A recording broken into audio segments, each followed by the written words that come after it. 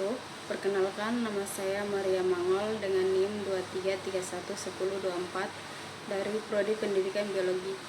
Di sini saya akan menjelaskan morfologi dari 3 tanaman tumbuhan tingkat tinggi atau tumbuhan berbiji, yaitu mangga, pepaya, dan tomat. Berikut adalah video penjelasan dari setiap tanaman tersebut.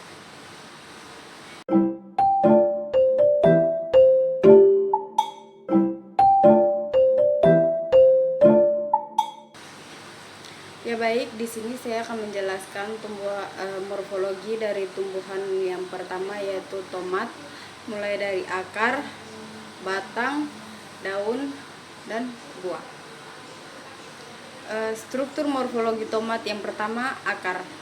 Tomat memiliki sistem akar tunggang dengan akar utama yang tumbuh vertikal ke dalam tanah dan akar lateral yang menyebar secara horizontal untuk menyerap air dan nutrisi.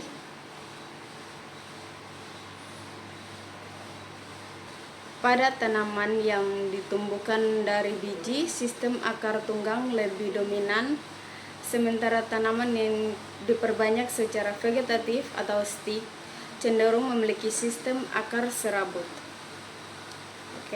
Yang kedua, batang. Batang tomat lunak atau herbaceous bercabang dan dapat tumbuh menjalar atau tegak tergantung varietasnya. Batang utama mendukung pertumbuhan daun, bunga, dan buah. Pertumbuhan batang dipengaruhi oleh faktor genetik dan lingkungan. Yang kedua, daun.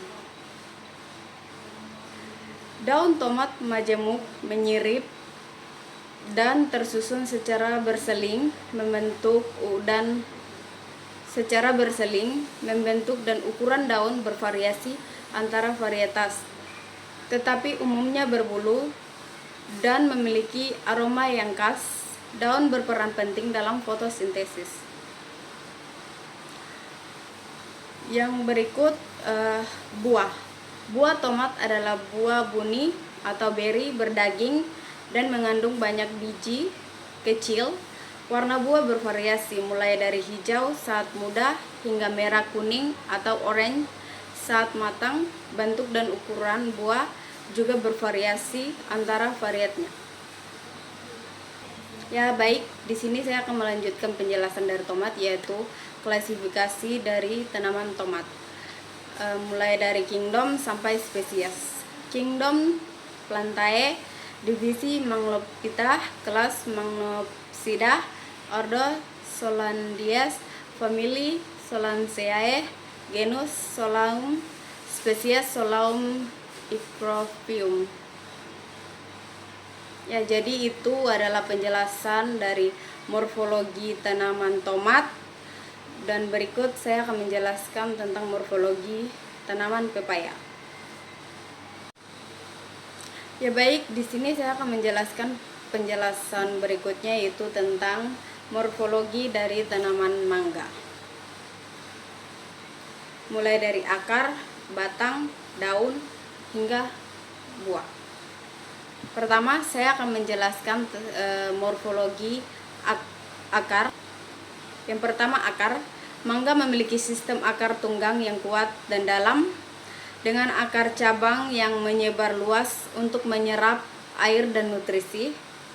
Pada tanah yang dalam, akar tunggang dapat mencapai kedalaman 6 meter. Akar-akar ini juga berfungsi sebagai jangkar untuk menopang pohon yang lebih tinggi. Yang kedua, batang. Batang mangga tegak, berkayu, dan kuat dengan percabangan yang dapat berkembang cukup lebat, membentuk tajuk yang rindang. Kulit batangnya kasar dan tebal, dengan celah-celah kecil dan sisik bekas tangkai daun. Warna kulit batang bervariasi dari coklat, keabu-abuan, hingga hitam pada pohon yang tua. Pohon mangga yang berasal dari biji cenderung lebih tinggi dan tegak dibandingkan yang berasal dari cangkok atau sambungan. Yang kedua, daun. Daun mangga tunggang bertangkai dengan bentuk lancet hingga elips, ujung daun meruncing, pangkal daun menyempit, dan tepinya rata. Permukaan daun bagian atas berwarna hijau muda dan daun muda seringkali berwarna kemerahan, keunguan, atau kekuningan. Panjang daun sekitar antara 15 sampai 30 cm dan lebar 6 sampai 16 cm. Yang berikut buah. Buah mangga termasuk buah batu atau drupa dengan ukuran dan bentuk yang sangat beragam tergantung varietnya. Bentuknya bulat telur bisa hingga lonjong memanjang. Kulit buahnya bervariasi dalam warna, ada warna hijau hingga kuning, merah, atau kombinasi warna-warna tersebut. Daging buahnya berdaging, berair, dan memiliki rasa manis yang khas. Ya, berikut di sini saya akan menjelaskan klasifikasi dari tanaman mangga, mulai dari kingdom sampai spesies. Kingdom Plantae, divisi Manglophyta, kelas Manglopsida, ordo Sapindales, famili Acandae, genus Mangifera, spesies Mangifera indica. Jadi itu penjelasan dari morfologi mangga. Berikut saya akan menjelaskan tanaman yang terakhir, yaitu pepaya.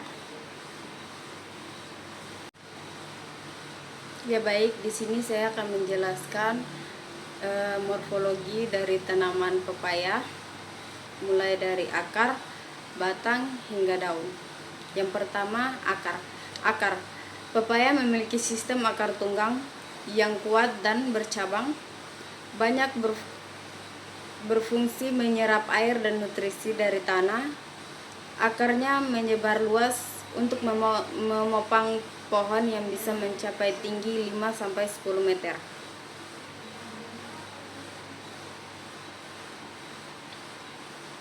Yang kedua, batang. Batang pepaya umumnya tegak, lunak, tidak berkayu, dan sedikit atau bahkan tidak bercabang. Berfungsi sebagai penopang utama daun dan buah, mengandung getah putih, susu atau laktat kaya enzim papain, bermanfaat sebagai pelunak daging. Daun. Daun pepaya tunggal, besar, dan berlekuk dalam, tersusun spiral di ujung batang. Warna hijau tua mengkilap di permukaan atas dan lebih muda di bawah. Ukuran daun bervariasi tergantung varietas daun, juga mengandung laktat. Ya baik, di sini saya akan menjelaskan klasifikasi dari tanaman pepaya mulai dari kingdom sampai spesies. Kingdom Plantae, divisi Manglophyta, kelas Manglopsida, ordo Brasidae, famili Cariaceae, genus Cariaceae, spesies Cariaceae pepaya. Ya baik, mungkin itu saja penjelasan dari morfologi ketiga tanaman yang sudah saya jelaskan. Kurang dan lebihnya saya mohon maaf. Sekian dan terima kasih.